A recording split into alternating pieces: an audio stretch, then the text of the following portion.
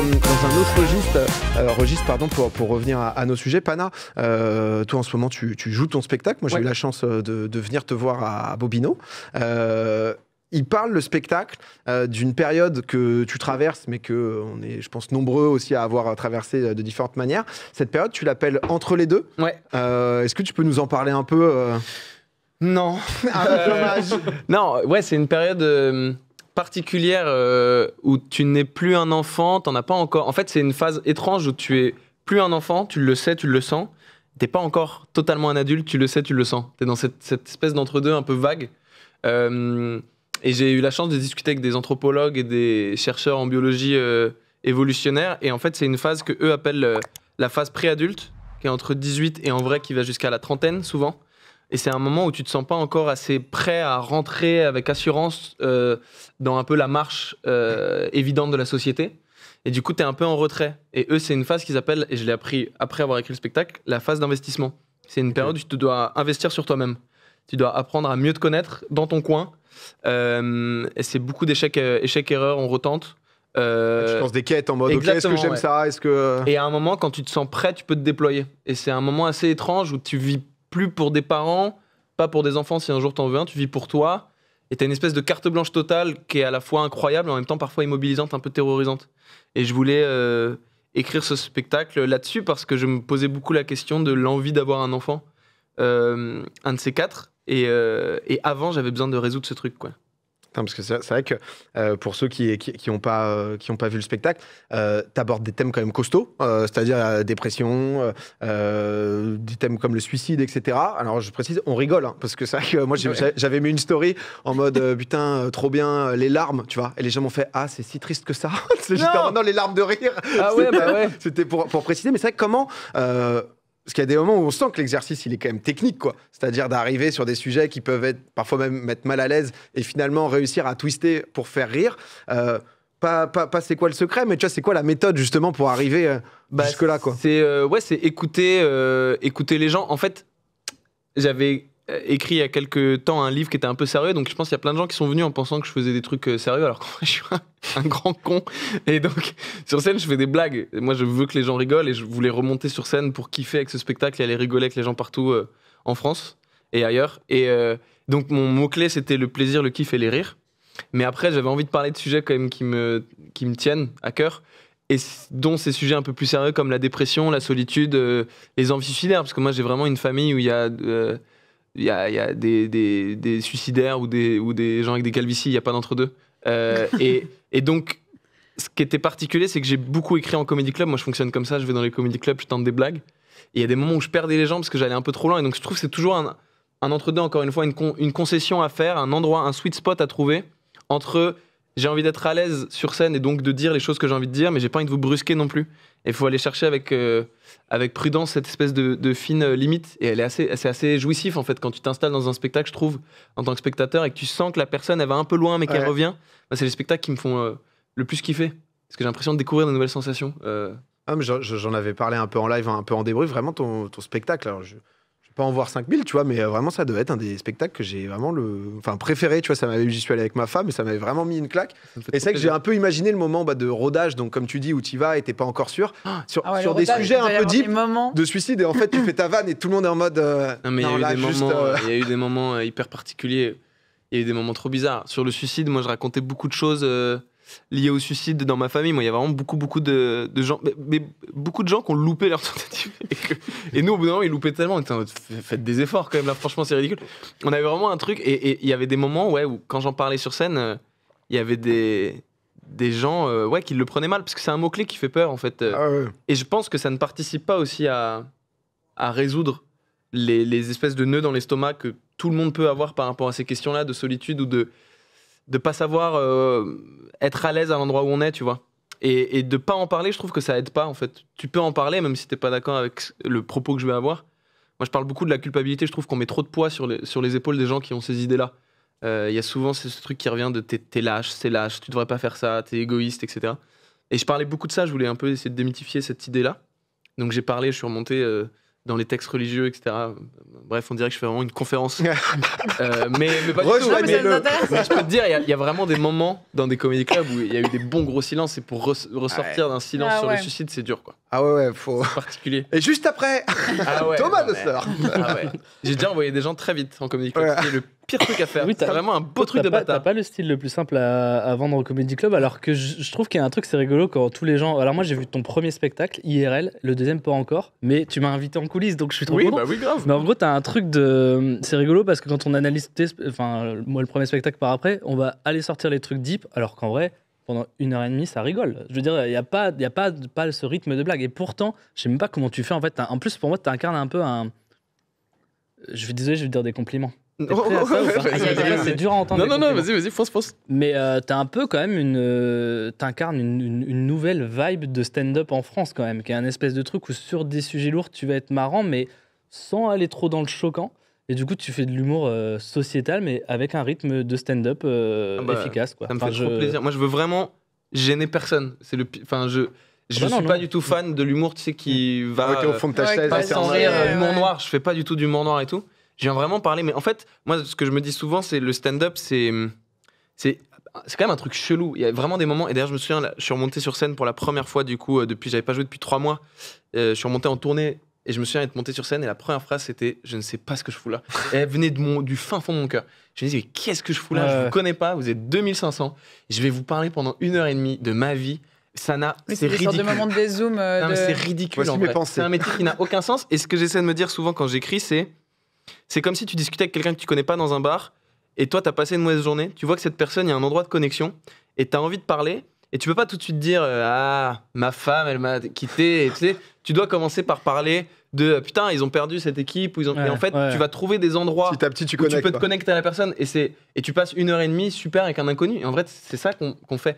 Et du coup il y a un schéma où dans ces moments-là quand tu discutes avec des inconnus tu peux vivre les meilleurs moments, mais si la personne elle te fait une vanne qui va te mettre mal à l'aise, d'un seul coup tu perds tout.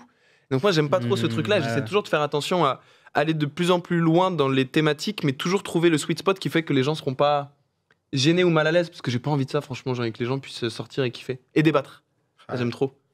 Bags en plus, c'était pile la semaine où t'as failli pouvoir venir voir Pada, mais c'était pile la semaine de GP, donc je pouvais pas. Non, je serais venu. À Bobino. Je refais des dates en fin d'année. J'aurais probablement ri de ouf. Mais c'est vrai que on verra. C'est marrant de dire, j'aurais sûrement ri. Je fais des dates. Non, mais après, en ce moment, on entend beaucoup parler de ton spectacle. Moi, tous mes collègues et tout, les gens d'internet qui vont te voir, vraiment, il y a un truc sur ce spectacle qui est unanime, quoi. Enfin, c'est un peu. Franchement, c'est trop cool. Moi, vraiment, je touche du bois. Là, il y a un truc royal qui se passe. On rajoute des dates de partout. Là, il y a l'Odéon, là. Ouais, des dates à l'Odéon. C'est la première fois qu'il y aura du stand-up là-bas. C'est un théâtre. Moi, je passe. Toi, t'aimes bien faire ça. J'adore. T'avais fait le Garnier, non ? Ouais, en fait, j'aime trop parce que. Alors, je l'ai pas fait parce que je suis tombé malade. Oui, c'est dépression. C'est dommage. Non, mais en gros. Je pense que c'est une grippette. Non, ouais, en fait, c'est une grippe et ça s'est transformé en de la grosse merde pendant 6 mois. Mais en fait, ce que j'aime trop de ramener le stand-up dans des lieux où il n'y a jamais de stand-up, c'est pour le stand-up. En fait, je trouve ça trop cool de pouvoir déjà donner accès au public de stand-up à un lieu qu'ils connaissent pas forcément. Et je trouve ça aussi incroyable de pouvoir faire que les publics de ce lieu peuvent découvrir le stand-up. Je trouve que c'est toujours un truc trop réjouissant. Parce que pour les gens qui connaissent pas, l'Odéon, c'est un théâtre en mode pas comédie française, mais c'est un peu tu joues du classique. Public de France, en fait. Ah oui, ok, d'accord. Ouais. C'est un énorme. Là, il y a les dates du 26 au 31 décembre, du coup, tu es là-bas, à l'Olympia en janvier, mais sinon, il y a toute une tournée dans toute la France, si jamais vous voulez aller voir. Tu diras, je viendrai en backstage avec Thomas. Bah grave. Grave. Oui. On va se regarder un peu. Les gens, ça leur a beaucoup parlé, tu vois, ce sujet un peu d'entre-deux, quand tu as un peu expliqué justement cette phase et tout. Il y a beaucoup de gens qui sont aussi un peu reconnus quoi, dans ce moment où on a tous passé... soit déjà passé par là, soit dedans, soit dans des trucs où tu te dis... Je trouve qu'il y a aussi un palier que j'ai l'impression qu'on vit beaucoup là avec les gens de mon âge, notre âge. C'est quand tu te rends compte que tu as l'âge où tes parents t'ont eu. Et toi, tu te rends compte que tu es dans une phase tellement différente de ta vie. Et ça, c'est vraiment une sorte de... Ouais, il y a une petite perte d'équilibre à ces moments-là, je trouve. C'est terrible. Ouais, pardon. Putain, ça va devenir banal en seul coup. Je suis sorti en boîte, je sors jamais en boîte. Je suis sorti en boîte là et je me suis dit cette pensée. Je me suis dit, je pense que mes parents à 27 ans n'allaient pas en boîte. Et j'ai vraiment eu j'avais l'impression d'avoir 15 ans et de devoir faire une crise d'ado avec du recul. Enfin, c'est une période particulière où tu te sens hyper adulte. Il y a des moments, je te jure, j'oublie mon âge de con et je suis là, putain, adulte quoi, ça bosse et tout. Et il y a des moments, je te jure, pour dire aux gens que j'aime que je les aime, j'ai 12 ans. Et je suis dans cet entre-deux perpétuel entre être un enfant paumé en émotion et avec des boules dans le bide le soir en me disant est-ce que je suis au bon endroit, est-ce que je fais vraiment ce que j'ai envie de faire, est-ce que je vais le découvrir, un de ces cas. Il y a des moments où j'ai l'impression d'avoir assez de skills pour être un adulte et ça se tranche pas en fait, et je crois que ça se tranchera jamais vraiment. Ce que j'allais dire, c'est qu'en vrai, est-ce que ça se tranche vraiment? Est-ce qu'il n'y a pas ce moment, enfin, on a l'impression, on se dit à un moment je vais sentir là je suis adulte, mais en vrai. On fait un peu semblant, non, on est des enfants, mais on fait un peu tout le semblant. monde, moi je vois mes costumes, darons, des fois je suis un peu, vous êtes teuteux comme un gosse. En vrai. Tu mets un masque quoi, en fonction, t'apprends à. Oui, c'est ça, c'est que tu apprends mieux à gérer. Pour mon père, elle cache les yaourts pour mon père parce qu'il sait pas s'arrêter pour les yaourts. Parfois je suis en mode franchement. Ah ouais. 70 ans quand même. Tu peux pas. C'est un vrai t'arrêtes quoi. Yaourt à l'abricot, tu sais pas dire stop. Mais ouais, il y a des moments particuliers. Pas le meilleur à l'abricot si je peux, mais chacun. Tu critiques encore une fois les goûts de mon daron. Juste te dire qu'il n'y a pas ton chat qui va donner des coups de poing dans les murs. Juste sur les yaourts à l'abricot, je peux pas. Est-ce qu'il y a des trucs, peut-être parce que Thomas, aussi, t'es humoriste, t'as rempli plein de salles. Vous avez, je me demandais un peu mes questions cons de mecs pas du tout du game, des villes où tu sais que c'est un banger et des villes où tu sais que c'est affreux. Oui, c'est vrai que. Pardon, mais on n'a pas vu, c'est parce que le plan était pas, mais il y a vraiment eu un regard de deux humoristes qui se regardent en disant ah. Parce qu'il a fait des salles énormes. Non, mais Lille, en vrai. Lille, ça fait les Zénith de Lille, Belgique, c'est super. Enfin, je vais dire les bonnes parce que les. Non, attends, je peux dire. C'est dur, hein. Non, mais je vais. Tu vas y retourner après dans la salle, tu dis affreux. Un vrai truc, il y a des villes. Il y a des villes de test qui sont réputées froides et t'y vas parce que tu dis ça rigole là-bas, ça va être bien. Je pense que j'ai un peu Caen, où tout le monde dit Caen, c'est la ville où si tu fais rire là-bas, ton spectacle peut bien se téléporter. Et après, t'as des villes de connaisseurs, genre Nantes et Lyon, qui sont proches d'un Paris, c'est-à-dire ils ont plus d'offres culturelles, donc ils ont vu beaucoup de spectacles et du coup, enfin je sais pas si t'as les mêmes que moi, mais... Quand ça tourne dans le milieu, quand c'est de la merde. Non, je rigole. Quand c'est le test ultime, tu fais rire là-bas, tu peux continuer. Franchement, quand c'est trop, figure-toi que je fais le Zénith de Caen bientôt et tu viens de me faire peur parce que j'avais jamais entendu ce truc. J'ai pas de... En fait, il y a des villes, souvent dans le sud, c'est quand même un peu plus âgé. Beaucoup de vieux très bronzés avec la peau très plissée. Et un peu plus dur à remplir le sud parce que c'est des gens qui vivent à l'extérieur, moins dans les théâtres. Ouais, c'est un peu plus dur. Et Montréal, t'as... Oui, oh là là. Quel bonheur. Alors, vraiment, ouais. Vous avez fait le Montreux? Non, mais on a fait la Suisse qui tente. Je me demande comment elle peut. Mais j'ai joué ensuite, t'as joué en Suisse aussi? Elle va pas aimer ce qu'on va dire sur la Suisse. Ah, moi j'adore la Suisse. Non, moi aussi. Non, mais je pense qu'on est justement peut-être pas au top. Vas-y. Non, si. Non, mais l'argent, ça fait moins rire, je pense. Ah si. Si, justement. T'as aucun souci. Ah, tu dis des blagues sur l'argent? Non, je pense que quand t'as beaucoup d'argent, ton rire, il vient du nez. Ah oui, tu ris de droite, mais... Non, mais Montreux, c'est connu pour être un public particulier, parce que c'est des énormes captales, et ça dure très longtemps et tout. Donc je pense qu'en fait, l'énergie du public du Montreux, elle est particulière, parce que tu captes vraiment sur 3 heures, les gens, ils sont... épuisés dans le public et tout, tu vois, c'est des conditions particulières. Puis t'es en humoriste, t'as la pression. Petit mot sur la Suisse, Thomas, positif. Moi j'ai joué Le Valais, tu vois Le Valais? J'adore Le Valais. Et les gens, c'est un peu Valais, super, c'est des ch'tis bourrés, quoi. Thermal, il y a vraiment du pognon de partout. Et quel public de fou. Ah, les Valaisans. Il y a une illumination là. Non, j'ai fait en Suisse une date dans une ville. Alors j'en ai fait tellement que personne ne pourra retrouver, donc je pense que je peux le dire. Aïe. J'aurais pas dû poser la question. Beaucoup de racistes. Ah oui. Ok. Ça, je savais pas. Oui, c'est votre petit truc. Mais à quoi tu l'as vu? Dans le bronzé en première partie, super. Des trucs comme ça, des trucs. Et j'étais là, tu sais, avec un sourire de vieux daron, tu sais, qui sait pas trop que. Ça dépend où t'es en Suisse, mais oui. Mais c'était. Il y a défendre. Non, mais ça dépend. Châtel, pas super ville. En France, on a de très bons racistes aussi. Ah oui. Si je peux nous défendre aussi de ce côté-là. On parlait du sud, bon. Non, mais je trouve que Montréal. Moi, c'est un des publics que je préféré. Pour un public de connaisseurs à Montréal. Quoi. Le stand-up est tellement implanté depuis longtemps chez eux et tout. Ils ont toutes les vannes, quoi. Et puis ils parlent beaucoup anglais, donc ils bouffent aussi beaucoup de stand-up américain qui est juste à côté. Il y a beaucoup d'Américains qui viennent jouer à Montréal. Et c'est... ils ont une grosse culture du stand-up, de l'humour. Ils aiment les prémices, ils aiment les idées. La comédie de manière générale. De ouf. En vrai, et puis même de la coolitude. En vrai, venez, on part tous au Canada. Ça a l'air trop bien. Mais c'est grand de ouf. Ils ont que des lacs et tout. Si là, la France, elle arrête et on va tous au Canada... Je pense que c'est mieux. Il y a de la place, ouais. Mais moi, j'avais trouvé ça. Tu vois, j'étais allé à Montréal et je trouve que comme Montréal, on te le survend en mode c'est tellement énorme, les gens, ils sont tout le temps drôles et tout. Et du coup. T'as été déçu? Ouais, un peu. Moi, j'adore. Mais après, je connaissais personne sur place où je pense que c'est une énorme diff où je suis un peu venu en. Il faut des plans, en vrai, parce que tu sais, c'est une ville qui manque un peu de sa Tour Eiffel. Il manque un truc, des points d'intérêt comme ça. Donc il faut avoir un peu. Il y a notamment, nous, voilà, on est des gars de la balle, mais il y a un comedy club à Montréal qui est assez réputé, qui est assez cool. Le bordel. Tu vois des gars, ouais, le bordel qui est super.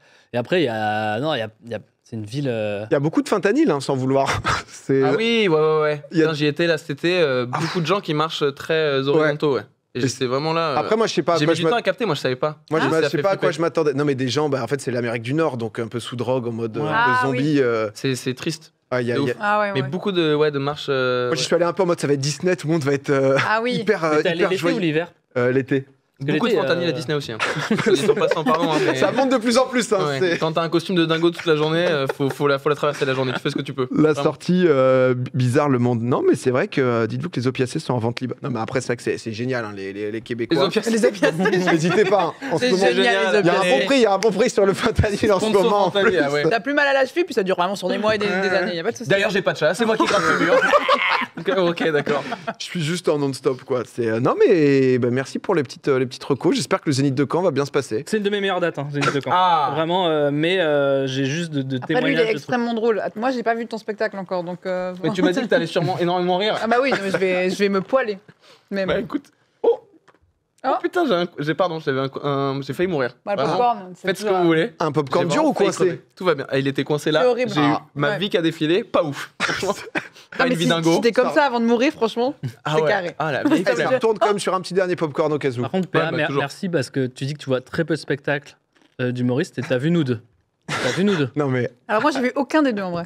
Ouais, mais toi, du coup, t'es pas dans cette situation où... Donc, merci. Mais en vrai, non, j'avais vraiment beaucoup aimé. Je te demande pas de retour, là, on n'est pas sur moi. Mais t'as vu nous deux, quoi. Ah ouais, non, je demandais des retours, mon gars. Je vais genre. Je pense que j'ai dû voir. Je pensais que c'était ça au début. Je me suis dit, merde, je suis niqué. Non, c'est vraiment ça. Chaque dernier spectacle, c'est le meilleur spectacle que j'ai jamais vu de ma vie. Non, mais je demande pas. En plus, moi, j'ai pas d'actu. Non, mais c'est vrai que c'est pas. Enfin, et à chaque fois que j'y vais, que je me déplace, je me dis, putain, c'est quand même cool de rire. On te fait sortir de ta maison hantée avec ton chat taré, quoi. Exactement. Tu peux me dire merci, quoi. C'est ça que je veux dire. Ça fait beaucoup de bien dans notre couple avec ma femme. Je trouve que c'est pas trop agréable de rire avec plein d'inconnus. Ouais, il y a un truc. Il n'y a pas de portable pendant 1h30, t'es avec des gens que tu connais et vous rigolez tous ensemble. Mais Justine, c'est incroyable. Non, mais il y a tellement de gens qui sont pas allés encore voir de stand-up. C'est un sentiment libérateur. Je suis en train de me rendre compte que je crois que je suis jamais allé. C'est incroyable. T'es dans une salle avec des gens et ça grimpe et à la fin vous êtes tous alignés sur un même souffle, vous rigolez ensemble. Ça te reconnecte avec un truc d'humanité qui est trop agréable. Mais je trouve que quand t'es un peu timide, pas forcément à l'aise ou autre, il faut quand même une grande salle. Ouais, parce que le moment où tu es à 20-30, faut être très à l'aise quand il y a en plus un peu échange, qu'il y a quelqu'un à côté qui rit et tu te dis non, elle va nous repérer. Enfin, ça fonctionne pour le stand-up et les partout. Après le Covid, tu te souviens quand on a redémarré, les gens ils avaient les masques, on a eu peur. Et en fait, non, les gens ils riaient beaucoup plus parce que on voyait. Tu peux rire, t'avais ton masque, t'étais caché. Oui, t'es un peu safe quoi. Oui. J'ai une anecdote. J'adore ces petites illuminations à chaque fois comme ça, je vois ton visage. En plus, c'est la même tête que quand j'ai failli mourir. C'est vrai, c'était ça. Non, mais sortie Covid, j'ai joué dans une salle avec mon premier spectacle et j'arrive et il m'a dit que c'était complet. J'arrive et en fait, il y avait. C'était une place sur deux. Ouais, une place sur deux, mais c'était parti depuis 2 semaines, cette réglementation. Tu sais, tous les jours, tu te checkais et tu disais, 18h, 17h, 20h, qu'est-ce que ça a changé encore? Donc j'arrive et je dis, en fait, c'est pas complet du tout. La meuf, elle dit, ça a bougé? J'avais pas vu, Macron, il a dit et tout. Je dis, oui! Donc du coup, je dis, donnez-moi, je vais faire une story pour essayer s'il y a des gens qui veulent venir et tout. C'était en banlieue d'Orléans. Banlieue d'Orléans. Moi, j'y vais pas là. Okay. Je mets en story, je demande à mettre en story. La meuf elle me dit on n'a pas de site internet, ça se fait avec appel au guichet. Je dis c'est quoi votre numéro? Je mets le numéro du guichet. Ça sonne. Les gens ils m'écrivent sur Insta, désolé, ça répond pas. Je vais la voir. Je dis ils appellent, vous répondez pas. Je dis non, moi je suis pas au guichet aujourd'hui, il y a personne au guichet. Je dis pourquoi vous m'avez donné le numéro du guichet? Elle me dit je sais pas, vous m'avez demandé comment on peut acheter des places. C'était fou. Je fais le spectacle, un bide. Ah ouais. Un bide. C'était Merwan Benlazar qui fait ma première partie. Il sort de scène, d'habitude je dis de faire 12, il fait genre 22. Il sort au bout de 5-6, il me check et il me dit ça va être la plus longue soirée de ton année ou un truc dans le genre.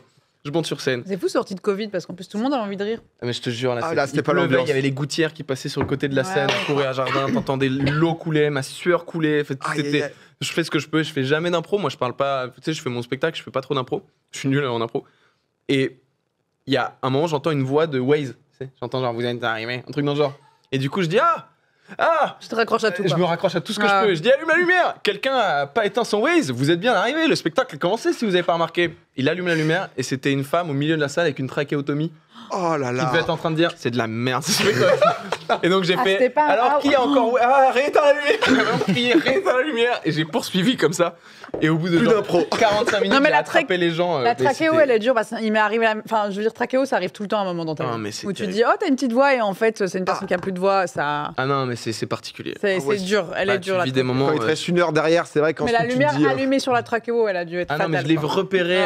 C'était terrible. Mais t'as dû avoir des anecdotes comme ça. Il y a toujours un rire chelou, un truc. Enfin, tu vois des trucs comme ça quand tu fais la scène. Les rires chelous, on finit même par sortir les mêmes disquettes quand on a le rire chelou. Moi, c'est une. Qu'est-ce que j'ai en vrai Non, tout s'est toujours bien passé. Il n'y a pas des gens qui genre prennent trop la conf, même si c'est pas forcément. Ouais. Ah oui, oui, bien sûr, ça, ouais. Ah ouais, des gens qui ont une surblague sur ta blague. Ouais, c'est ça, qui participent, quoi, vraiment. Or que... Qui crient ta chute avant toi parce qu'ils étaient déjà venus, des trucs dans le genre. Ah ouais, ça c'est bien chiant, ça. Ouais, compliqué. C'était quelqu'un de ma prod en plus, donc non. C'est derrière. C'était, on l'a bien dit, c'était. Non, mais il y a des trucs bizarres. Moi, j'ai un de mes potes en comedy club à l'époque qui est sur scène et il y a un gars qui regarde absolument pas, qui est comme ça, genre. Et il est un peu énervé, il fait des blagues vers lui en essayant de l'attraper, tu vois, et le mec comme ça. Il dit oh, le spectacle c'est par là. Il dit pardon, je suis aveugle.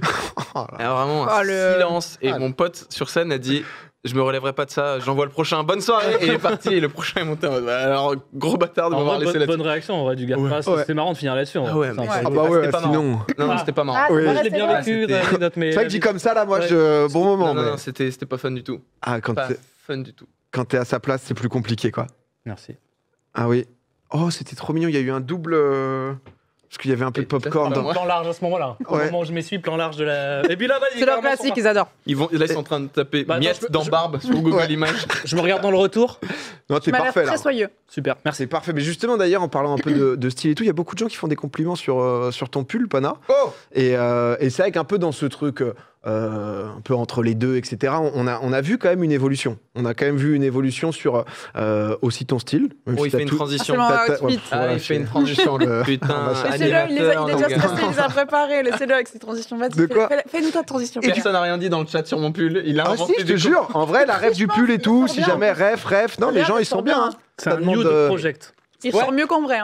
C'est incroyable. Je suis balèze. De quoi ? Incroyable cette marque. Nude Project. Ok. Il est écrit derrière. Nude Project. Si, il est fort, mais si, la marque du pull. Non, honnêtement. Oui, c'est pas mal comme marque en plus. Mais tellement mon pain, Pana, tu vois, non, ça marche fort. Là, ma mère a Twitch maintenant. Non, mais tout ça, putain, c'est l'enfer. Non, mais il y a quand même eu une évolution. C'est vrai que moi, je voyais un peu le compte Insta sur le style, même si à l'ancienne, ça c'est quand Pardon, je m'attendais pas. Ah ouais. Non, mais ça, c'est quand t'as débarqué au Petit Journal. Et c'est vrai qu'il y a quand même eu l'évolution, même sur le lié un peu au kiff de la mode, le côté de justement faire des couvertures, de magazines de mode. Il y a quand même un petit truc. De petit enfant droitard à gros baiser. Il y a quand même quelque chose. Il y a eu, c'est vrai qu'il y a eu un glow up. T'es pas le seul aussi, un petit Vanity Fair aussi quand même. C'est pas rien du tout. Cuir, ça dit. Hugo décrypte. Sur le style. Sur le Petit Journal. Sur le premier peut-être. Je vois ce qu'ils veulent dire. Mais c'est pas le seul à avoir fait un glow up. Et c'est vrai que Thomas, j'ai remonté un peu tes photos et merci. Juste parce que c'est vrai que je me... Oh my god, t'as trouvé ça ouais. C'était toi quand même qui l'avais repartagé et tout. Mais c'est vrai que genre, en remontant, je me suis dit, tiens, j'ai vu Pana, j'ai vu l'évolution, je me suis dit, tiens, est-ce qu'on va pas regarder un peu les gens à quoi ils ressemblaient ? Mais je trouve qu'il y a un air de Gigi. Oui, j'allais dire là, on dirait Gigi là. Il y a un air de fou, je trouve. C'est quand même. Tu ressembles à la Gigi. Je m'attendais pas. On peut passer à vite à un autre sujet. Non, ça se passait bien pour moi à ce moment-là. La moumoute, le cul, tout se passait bien, non ? J'avais vu ce petit post Insta, ça m'avait. C'est quand j'avais plus d'idées de montage. Là, je mets les doses, quoi. Il y avait le speed screen, ça faisait un peu l'agresseur et la victime côte à côte. Oui, un peu dur, ouais. Oh là là, un peu poète là. Ah bah merci, mais moi je suis pas ça. Là, je suis dans une phase un peu, je me cherche là. Ah ouais. Un peu dark, un peu. Bord de lac là. Mais il y a ce truc, c'est concernant quand tu perds tes cheveux et après on met des photos de cheveux, tout le monde dit ça te va vraiment mieux maintenant, mais en fait, tu sais, à l'époque tu te posais pas la question de quand tu les aurais pas. Ouais. C'est un peu une vue de l'esprit. Tout le monde m'a connu comme ça, mais moi je me prenais pas de réflexion à l'époque. Je baisais au moment de la photo, je baisais aussi. C'est ça que je veux dire. Non, mais c'est vrai que j'ai retrouvé ça. Je sais pas si Bags on a Ah bah si, on a des trucs. Ah oui, bah. Bon, j'ai mis une OK, j'ai donné une OK parce que. Mais ouais, non, mais ça c'était à l'ancienne. Mais c'est vrai qu'on a quand même. Ouais. Mais là, le mood de cette Comment année-là. ça, j'ai donné? On t'a demandé, toi? Moi, on m'a demandé parce qu'ils n'avaient rien trouvé. Donc Ok. j'ai envoyé. Ouais, non, mais toi, c'est sur ton Insta. Non, mais j'avais En oublié fait, que j'avais fait surtout ça. que j'ai déjà sorti beaucoup de vieilles photos. Ouais. Et donc, quand on cherchait une qui n'est pas déjà montrée. Non, mais attendez, parce que là, il fait le mec, etc. C'est-à-dire que C'est ton Thomas, il est très fort. Il dit, il a oublié. Mais ce poste, il réussit à le faire sponsoriser en plus. Et c'est là où l'homme Je suis un génie en fait. est juste légendaire. Attends, c'est vrai? Bah je sais pas.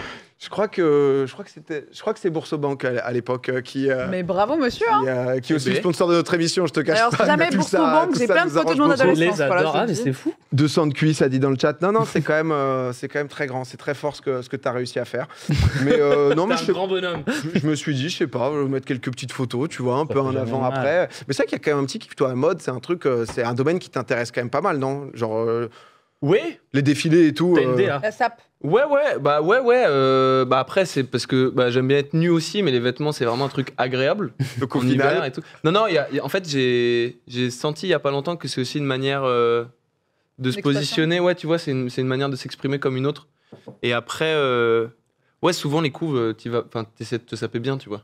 t'es C'est sapé plus pour ça. ce genre Dans de la truc ou vie, c'est toi qui te là, sapes en vrai? là, je me suis dit, tiens, je vais mettre mon pull un peu joli pour la Bissio. Mais sinon, dans la vie, vraiment, je m'en fous. Est-ce de que ouf, des fois, t'as pas, vu que maintenant, t'as un peu habitué le monde, on va dire, à bien te saper pour les événements et les trucs, est-ce que des fois, t'as pas envie de te dire, ah, vas-y, j'aimerais juste en avoir rien à faire là?